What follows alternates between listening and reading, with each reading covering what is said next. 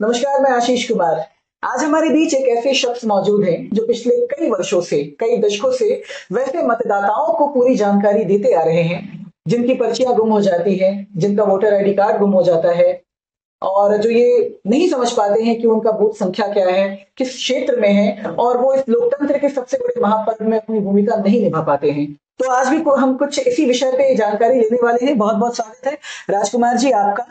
सबसे पहले तो सर, आप हमें इस बात की जानकारी दें, उन सभी मतदाताओं को इस बात की जानकारी दें कि यदि आपके पास से वो पर्ची गुम हो जाती है जो अधिकारियों द्वारा आप तक पहुंचाई जाती है, जिसमें आपका एपिक नंबर वगैरह मेंशन होता है, जिसमें आपके सारे डिटेल्स मेंशन होते हैं कि भाई आपको मतदान देने, आपको वोट देने इस बूथ संख्या पे जाना है, इस क्षेत्र में जाना है, तो क्या कुछ आप बताना चाहेंगे कि वैसे लोग कैसे ये पूरी जानकारी ले पाएंगे कि भैया मुझे कहाँ जाना है, किस बूथ संख्या पे मेरा मतदान मुझे देना है? क्या कुछ इस पे आप बताना चाहेंगे? नमस्कार, मेरा नाम राजकुमार हुआ।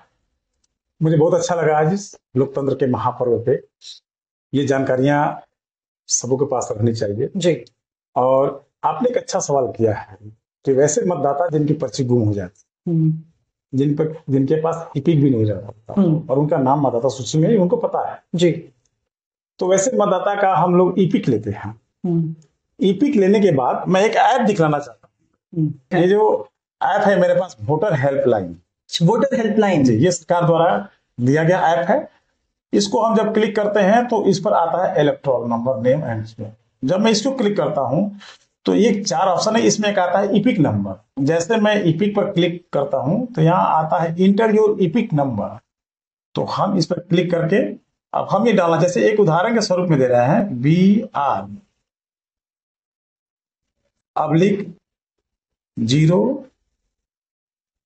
ये लोकसभा क्षेत्र का हो गया जी, 2 नंबर जी, अब्लिक 008, चूंकि विधानसभा का ये नंबर हो गया जी।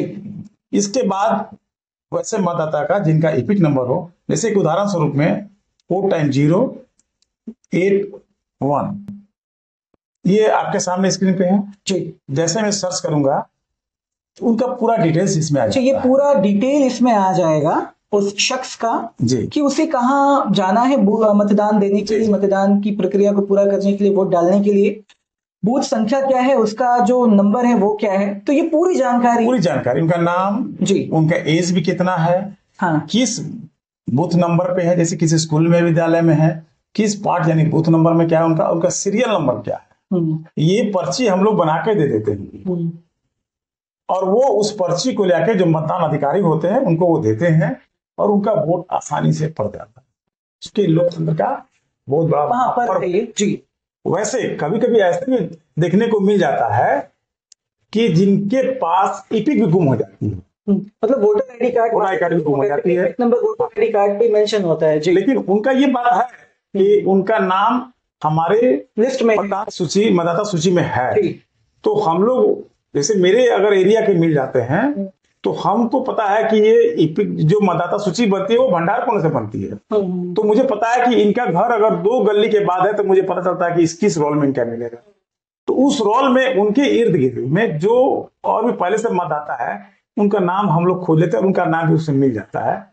वैसी परिस्थिति उनका नाम, नंबर, क्रमांक संख्या, गृह संख्या, उनका नाम लिख के आसानी से दे देते हैं और उनका वोट आसानी से कास्ट हो जाता है।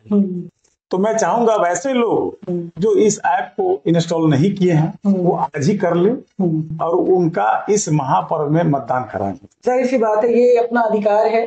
सरकार चूंकि हमें ही चुननी है, सरकार का गठन हमारे उस वोट से ही होना है, तो लोकतंत्र के इस महापर्व में अपनी भूमिका आप जरूर निभाएं और सभी चीजों का, सभी सेवाओं का लाभ उठाते हुए आप अपनी भागीदारी भी निभाएं। बहुत बहुत धन्यवाद हमसे जुड़ने के लिए। जी, थैंक यू। से पश्चिम चंपारण के लिए आशीष कुमार की रिपोर्ट।